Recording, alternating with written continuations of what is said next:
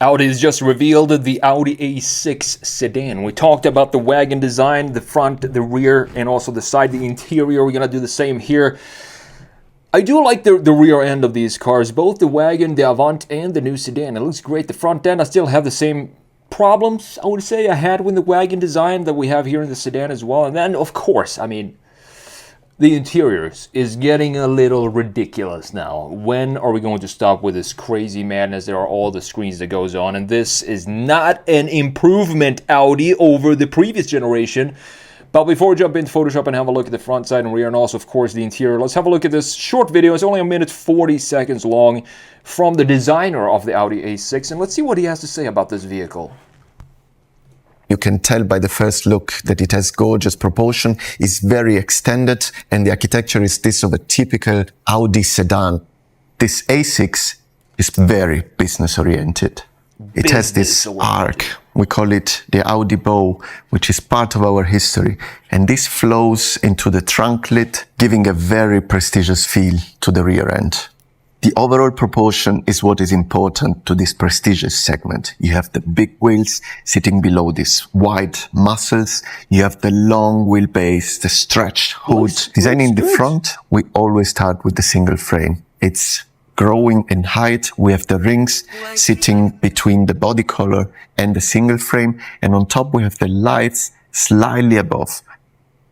We have big clean surfaces that together with the vertical air curtains are making the aerodynamics so good. The rear is unique with the light signature sitting at the top and then all the functions at the bottom with the light strip very long and then the vertical that is brake the detail lights. I like about Designing the this car, we used a holistic approach to everything we did. We reduced to the minimum lines and details.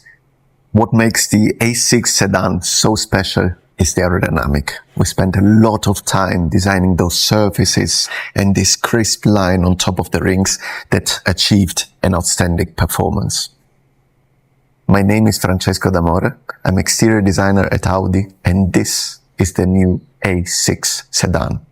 You should be proud, Francesco. I do like this design. It is a beautiful sedan. Thankfully, we're still making sedans and keeping them in production, where many other brands are just totally ditching sedans. Audi still drops this beauty right here. There are a couple of details in the graphics that, you know, I would like to change. We're going to talk about that in just a minute. So before we jump into Photoshop here, let's have a look at the article from Car and Driver. What is this all about? Which version is going to come to the US? Which is coming to Europe?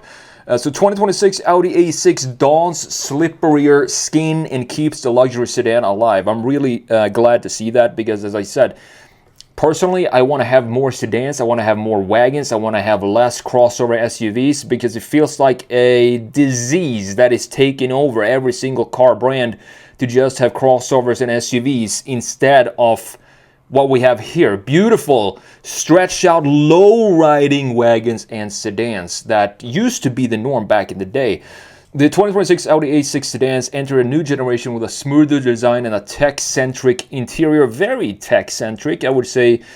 Maybe too tech-centric and maybe too static.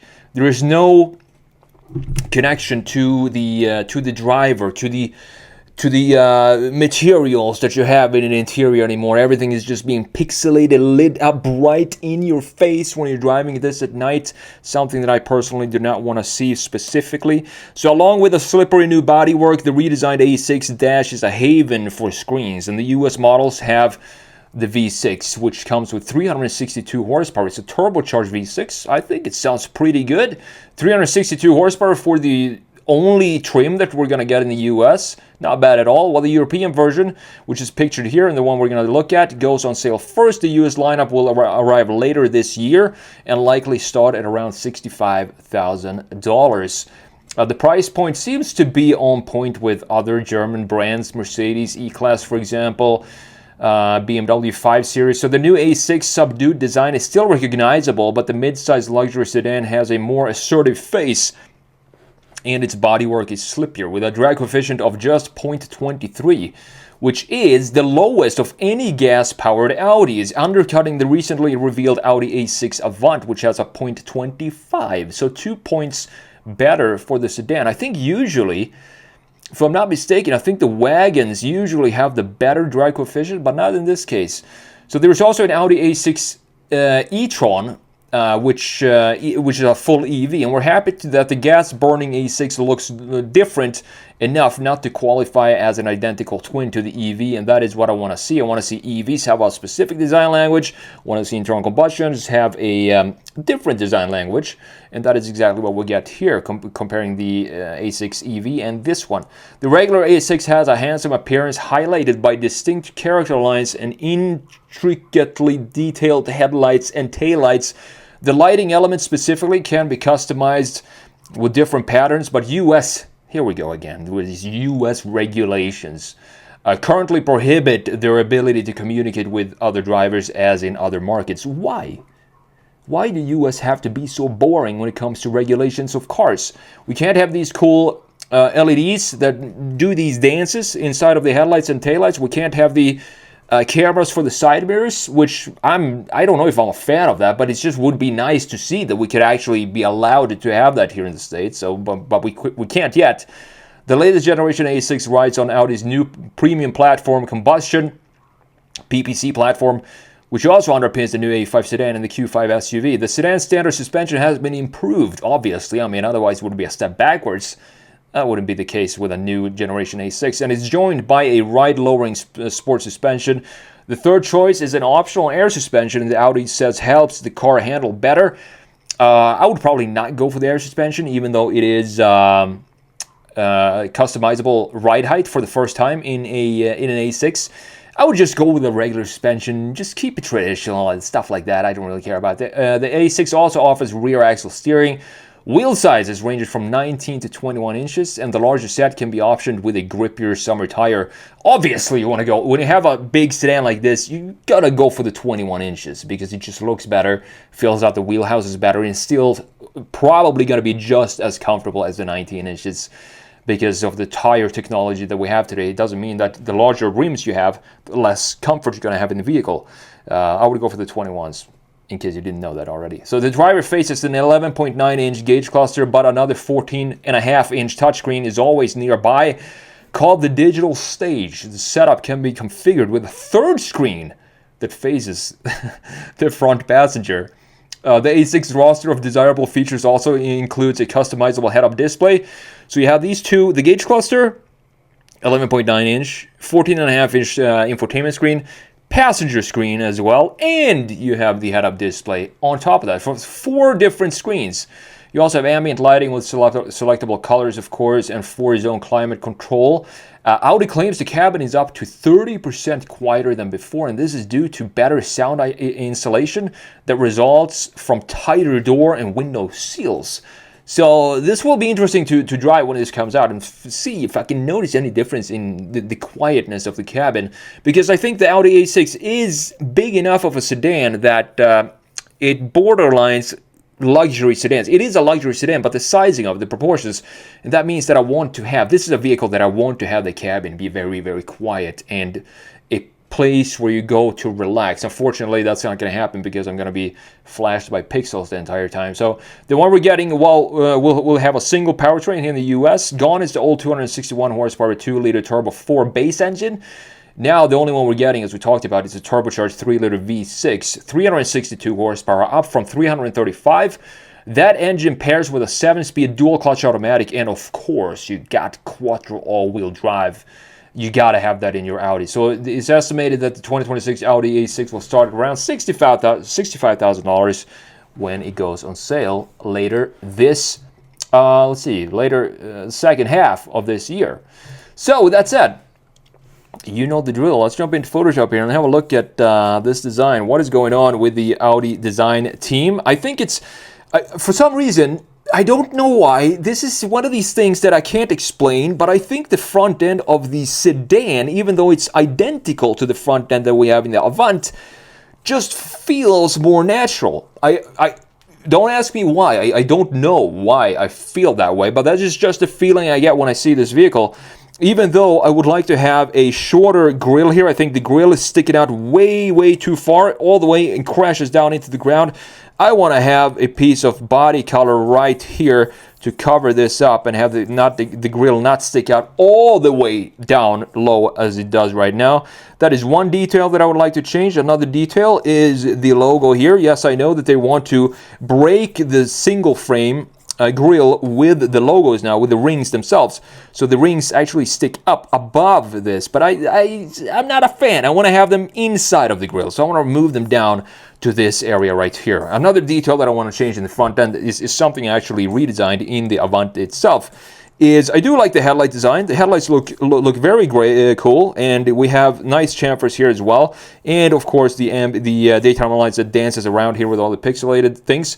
But what I want to change here is the same thing as in the Avant. This vent stick out too far from me, so I want to have it to be cut in this area down here, down low. Just remove this piece and have this be body color and just have it be sit low like that to give it a little bit of breathing room between these key features that is a headlight up here and this key intake on the side. I think it's squished up a little bit like this into the eyeballs of the Audi A6. I want to give it more space to breathe between the key features like that. But other than that, I do think it's a beautiful looking design and a lot better looking than BMW's, for example. Now, looking at the side view, very clean out. You can clearly see by just looking at this these proportions that this is an Audi A6, because as the designer talked about, Francesco talked about, is you have this single curvature up top, which goes from the front end of the A-pillar into the trunk and then just shoots back. I do actually think we have the smallest little nail spoiler back here in the back. So they haven't ditched this. They still have the nail spoiler in the back like we had on the first generation Audi A5. Comes back here in the new A6. Very nice to see. I do also like the muscles that we have. Look at this muscle over the rear axle right there. Fades, the shoulder line fades here and then comes back right here in the front into the corner of the headlight right there. Do we have the corner of the taillights? Yes, look at that. We have the corner line right in the corner of the taillights. And I do believe, let's see if we can zoom in and see what size tires these are, wheels these are. These are probably going to be the 21 inches. And as you can see, if they are the 21 inches, not sure if they are though, but if they are, they don't look too big for me on this type of vehicle. I think they look perfect when it comes to the sizing. Again, the proportions of this looks great. I love to see a new sedan in 2020 as a 2026 model year. It's just great that we still have them around.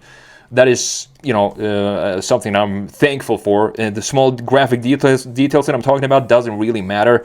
What matters is we still have a big Audi A6 sedan that is not in full EV. So looking at the rear end, this is by far my favorite view for this vehicle. The only thing that I'm a little bit confused about is this silver trim that we have going on right here. What are these pixelated things down here?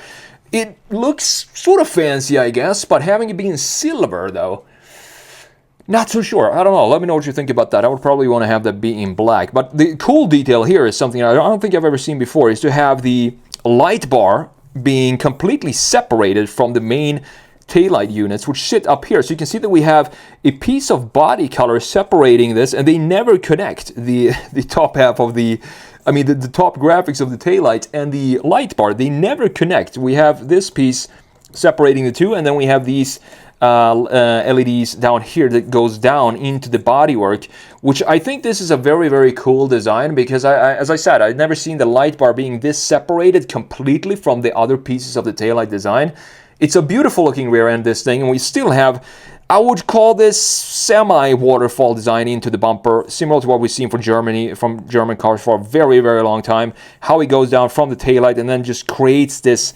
Maybe you can see more clearly here, maybe not, but you can see that it goes from the taillight unit into the bumper, and we have a proper bumper here as well, which is something that is, going away today. And on top of that, something I've talked about before is that thankfully visible exhaust pipes are actually coming back to vehicles, and that is what I want to see on a beautiful sedan like this. You want to have some exhaust pipes visible. Hopefully they don't do an SQ5 here and just fake these out and just have them be ornaments in the back that doesn't have any function. But I do think these are actually functional. Otherwise, I'm not sure if Audi learned their lesson there. So looking at the interior, Now this is where I just can't say that this is an improvement over the previous one, because the integration of the screens just looks so random in this case. I don't know, diagonal piece here, we have a curved radius here going into a diagonal piece,